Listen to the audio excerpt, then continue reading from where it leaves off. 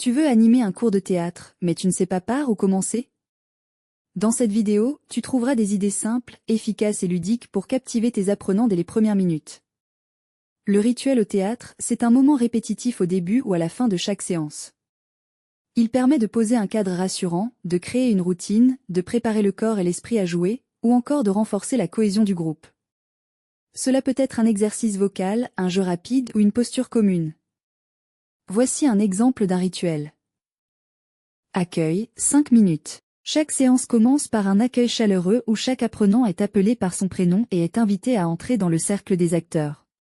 Chanson thématique, 5 minutes. Chanter une chanson simple et joyeuse liée au théâtre ou à la créativité pour mettre les apprenants dans l'ambiance. Échauffement, 10 minutes. Une série d'exercices d'échauffement physique et vocal pour préparer le corps et la voix, étirement simple. Exercice de respiration. Jeu de voix, faire des sons aigus, graves, rapides, lents. Les activités brise-glace sont de petits jeux ou exercices très simples à mettre en place, conçus pour détendre l'atmosphère, créer du lien dans le groupe et permettre à chacun de se sentir à l'aise avant de commencer une séance.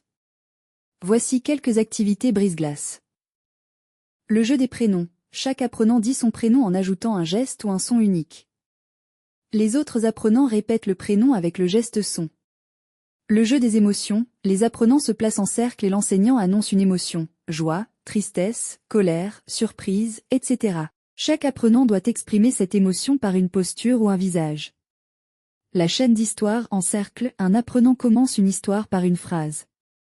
Le suivant continue l'histoire avec une autre phrase et ainsi de suite. L'objectif est de construire une histoire collective. Le jeu des statues, les apprenants se déplacent librement dans l'espace au rythme de la musique. Quand la musique s'arrête, ils doivent figer comme des statues dans une posture spécifique, héros, animal, etc. Les activités théâtrales sont des exercices ludiques et créatifs inspirés des techniques du théâtre. Elles développent l'expression orale, l'imagination, la confiance en soi et l'écoute des autres, tout en favorisant la coopération. Voici quelques activités théâtrales. Improvisation, scène courte où les apprenants doivent réagir spontanément à des situations données. Par exemple, deux amis qui se retrouvent après longtemps, un magicien et son apprenti, etc. Jeu des masques, créer des masques simples avec des matériaux de base. Les apprenants jouent ensuite des scènes en portant les masques pour explorer différents personnages. Marotte, les apprenants inventent ou impriment des marionnettes et créent des dialogues et des scénarios courts pour les animer et les présenter devant le public. Atelier de mime, apprendre les bases du mime, marcher contre le vent, tirer une corde invisible, etc. Les enfants créent ensuite des petites scènes en utilisant ces techniques. La boîte à émotions, une boîte contient des cartes avec différentes émotions. Chaque apprenant tire une carte et doit jouer une scène où il exprime cette émotion. Le jeu des silhouettes, utiliser un projecteur ou une lampe pour créer des ombres. Les apprenants forment des silhouettes avec leur corps pour raconter une histoire sans parole. L'histoire enchaîne, chaque apprenant ajoute une phrase à une histoire en cours. Cette activité encourage la créativité et la collaboration. Jeu de rôle, les apprenants tirent au sort des rôles roi, chevalier, sorcière, etc. et doivent improviser une scène ensemble.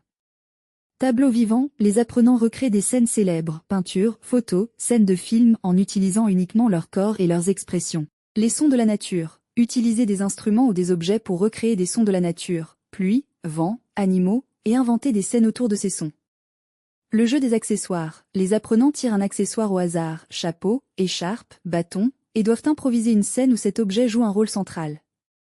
Les décors imaginaires, les apprenants décrivent et dessinent un décor imaginaire, puis jouent une scène dans ce décor en utilisant leur imagination. Le théâtre de papier, créer des personnages et des décors en papier et jouer des scènes avec ces éléments. Les émotions cachées, chaque apprenant reçoit une émotion qu'il doit cacher tout en jouant une scène. Les autres doivent deviner l'émotion cachée. Le voyage imaginaire, les apprenants ferment les yeux et imaginent qu'ils voyagent dans un lieu exotique. Ils doivent décrire ce qu'ils voient, entendent et ressentent, puis jouer une scène dans ce lieu. Les histoires en images, montrer une série d'images ou de photos aux apprenants et leur demander de créer une histoire basée sur ces images. Le jeu des costumes, utiliser une malle de costume pour que les apprenants se déguisent et improvisent des scènes en fonction de leur tenue. Les énigmes théâtrales, les apprenants jouent des scènes qui contiennent des énigmes ou des mystères que les autres doivent résoudre. Les chansons théâtrales, utiliser des chansons pour créer des mini-pièces de théâtre où les apprenants chantent et jouent des scènes en même temps. Si ces idées t'inspirent, abonne-toi à la chaîne pour découvrir d'autres ressources et vidéos pratiques.